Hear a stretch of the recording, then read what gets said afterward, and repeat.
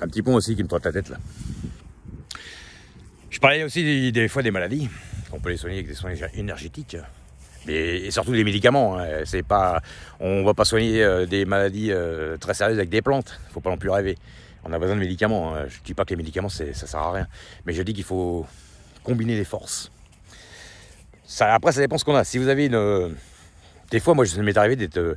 Je me suis des fois tapé le tibia assez sévèrement avec un énorme bleu. Ça m'empêchait pas d'aller le lendemain d'aller travailler, puis j'en parlais même pas, personne ne l'avait su. Et puis un jour vous êtes coupé à une toute petite blessure de rien, une petite connerie au pied, ça vous empoisonne la vie, vous pouvez pas marcher, vous boitez à moitié parce que dès qu'on marche dessus ça fait mal terriblement. Et puis voilà, ou alors vous avez trop forcé, comme ça m'est arrivé, j'ai trop forcé, voilà, on est tout le temps au taquet en train de courir partout, on porte des trucs lourds, enfin bon. On force trop, donc au bout d'un moment, il y a le feu, quoi. Il y a le feu. On a le dos, les flingués, on a mal aux épaules, on a mal aux poignets, on a mal partout, pour diverses raisons. Puis l'âge aussi, des fois aussi, parce que voilà, ça dépend de notre passé à chacun. Bah, il y a des moments où on a besoin de récupérer, ça met un peu plus de temps.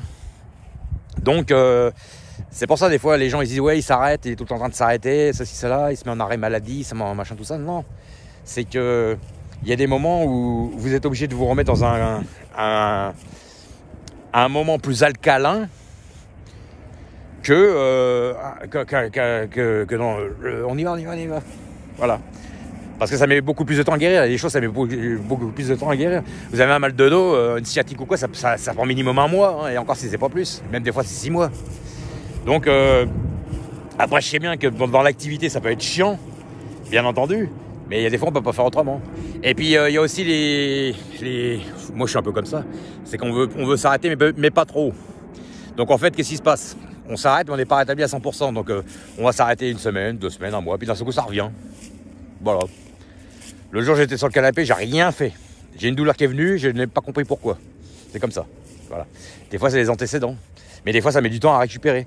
Donc c'est pour ça que des fois les gens, s'il vous plaît, arrêtez de toujours dire vas-y, voilà, on t'a connu, t'étais pas comme ça, machin. Ça n'a rien à voir. C'est que des fois on a besoin de récupérer. Quand vous avez eu des fractures, vous avez tout un tas de trucs. Déjà en hiver quand il fait froid comme ça, on le sent beaucoup plus. Et puis en hiver, la machine des fois elle a du mal à démarrer. Hein. C'est pas comme en été, hein. C'est tout. Hein. Voilà. Moi cet été il faisait 50 degrés, mais j'ai cru que j'allais mourir. J'avais besoin de mettre le ventilateur à fond. 50 degrés, non pas 50 degrés, 40 degrés. Il faisait 40 degrés, le soir à 3h du matin j'étais obligé de sortir dehors, c'est bon, on étouffait quoi, c'était la canicule, il y a 1 mois et demi, puis là on commence à cailler. Mais pour moi là c'est une température idéale. Alors que pour, je sais pas moi, quelqu'un qui vient d'un pays un peu plus chaud, ben, il aura tendance à mettre des capuches comme, tiens, il y en a un qui passe là-bas, il a une capuche sur la tête. Bon, je sais pas si on le voit, il vient de passer en trottinette. Ben, le mec il a une capuche sur la tête, il supporte moins le froid. Voilà, donc ça dépend des gens, c'est tout. Hein.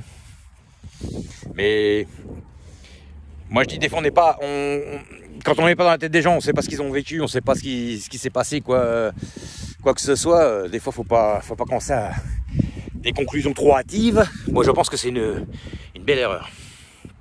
Donc voilà, c'est tout. Moi je dis que quand par exemple à un moment donné vous avez un mur devant vous, et d'ailleurs c'était dans un livre de psychologie, je sais pas où c'est que j'avais lu ça. Il disait de temps en temps, vous arrêtez. Vous avez un mur devant vous. Vous arrêtez, vous reculez. À force de reculer, au lieu de voir un mur, vous allez voir des marches. Voilà. C'est tout. Hein. Il faut on s'arrête, on clarifie. Et une fois qu'on a clarifié, on redémarre. Voilà. Et des fois, on a besoin de s'arrêter, on a besoin d'introspection. C'est comme ça, c'est logique. C'est tout. Tout est comme ça. Et puis des fois, on a besoin de planifier au calme ce qu'on va faire le lendemain. Si on part en forêt, avec des potes pendant 40 km pour chasser... je sais pas moi, chasser ou faire autre chose. On a peut-être aussi besoin de regarder où on va se retrouver. Donc on va préparer son sac, sa gourde, ses jumelles, je sais pas moi, ses affaires, une carte planifiée. Donc on prépare avant. Donc il y a une période d'introspection avant d'avoir une période de mouvement. C'est logique. Donc voilà. On pourra trouver plein de sujets comme ça. C'est ça qui me fascine. C'est que j'ai remarqué que dans beaucoup de choses, il y a un lien avec le yin yang. Il y a un lien dans tout. Voilà.